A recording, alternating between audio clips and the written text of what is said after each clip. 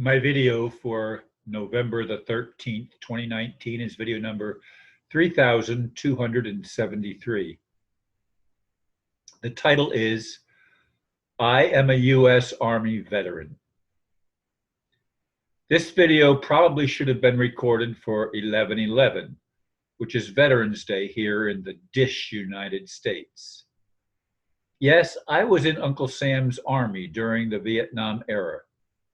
Since 8 of my schoolmates from Midland Park, New Jersey were killed at that time from a town with a population under 8,000, President Johnson, at the request of town elders, decreed that no other local boys would be sent into a war zone. Some of those killed had lived right up the street from me, boys I often played with while growing up. I went to school with those young men who had their lives taken out so early. Anyway, I've been reflecting a lot lately, and I'd like to share some of my experience with the hope of shedding more light on why I feel the way I do about my country and this insane world in which we live. It is a time when the USA is more divided than at any time in our history. Is that because awful facts long hidden are finally coming out for all those paying attention to see? Is this an awakening that will change the world? Let me begin by putting in front of my face the picture of me when I was obviously in uniform. I was 19 years old at that time. I have two pictures like this. One of them with more of a straight face, and this one with a nice smile. And I took them to the Veterans Day music meeting here at the apartment complex on Monday evening.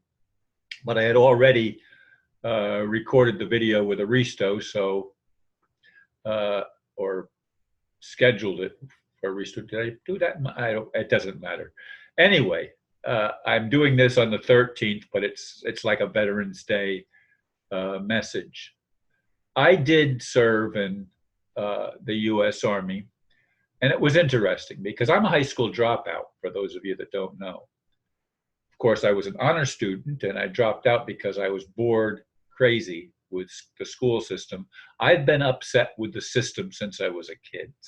Certainly since a teenager, I've been really upset with the government, with religion, with a lot of things. I've seen a lot of things that just didn't come together for me. But when I went into the Army, they give you a battery of tests. And on that battery of tests, of course, I scored really well. And they said, "You're officer's material." Well, that sort of went to my head, I guess. Wow, you want me to be an officer? And so I was in line to go to officers candidate school. But between basic training and what they call AIT, or advanced infantry training, they lost my records. And they wanted to give me, and they discovered or realized that I didn't have a high school diploma. And so they wanted to give me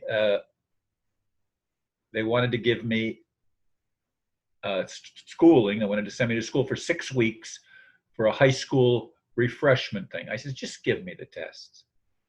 And I scored in the 95 to 96 percentile on the high school GED, and CLEPT, college level entrance, whatever it is. I don't know what the P stands for.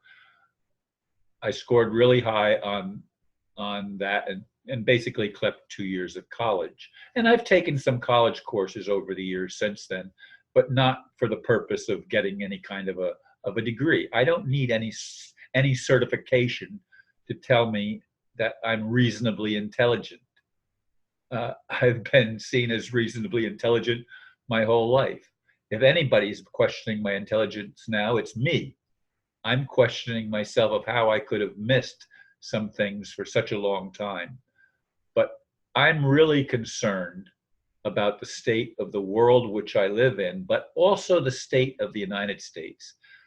I have watched Trump give his speeches, and I'm, of course, talking about the President of the United States, and I see him saying a lot of things that I tend to agree with, not on everything he says, but on a lot of what he says, I tend to agree with him. Uh, I don't understand the division in the United States. I've never seen in my lifetime so much animosity toward a sitting president by people that were on the opposite party. But of course, he wants to drain the swamp, and the opposite party, including his own party, by the way, uh, many of them have done awful things, and they have been part of the New World Order, and they should be tried for treason. If they don't repent, they should be executed.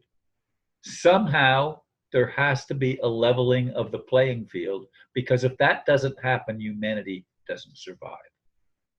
It's just as simple as that. And I'm not talking about global warming. I'm not talking about anything other than the fact that the insanity of the world is finally coming to light, so that people realize that politics and religion, neither one of them are the answer. They are both part of the problem. We have to learn to communicate. We have to learn to love one another. I know it sounds like a broken record to those of you that listen all the time, but it takes that to, hopefully, it'll take that to wake us up and get us on a course where we start healing the wounds that are so endemic to the human society on this planet. We need to make peace with all the nations of the world. And I would expect each leader to try to get the best deal they can for their people. I would expect that. And Trump is doing that. Trump is trying to make the best deals, because the people that have been running the United States for a long time have not been in favor of the United States.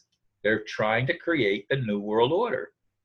And Trump is the first one to come along and say, wait a minute, I want strong countries. I want India to be in favor of India, and China to be in favor of China, and Russia to be in favor of Russia, and the United States to be in favor of the United States, and that all over the world to be like that.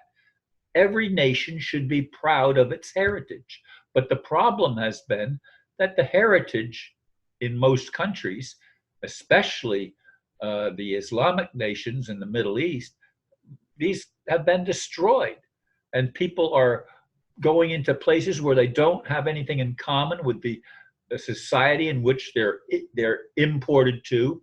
And so it creates a lot more unrest and insanity. How are we going to fix this?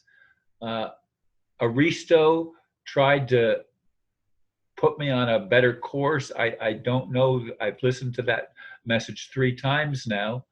I'm still not sure how to handle all of this confusion. Maybe I'm not as smart as I thought I was. Maybe the test scores don't mean anything, because I feel helpless until I am somehow empowered or some way lifted up.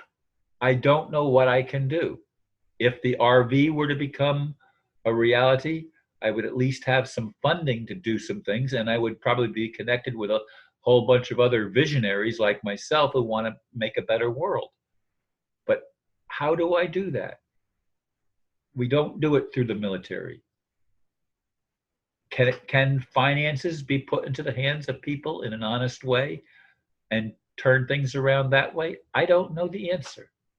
I'd like to think it could be done. And I'd like to think I've not wasted my life. That even my military thing of taking an early discharge was not a mistake. Anyway, I'm running out of time. Thank you for listening. Namaste.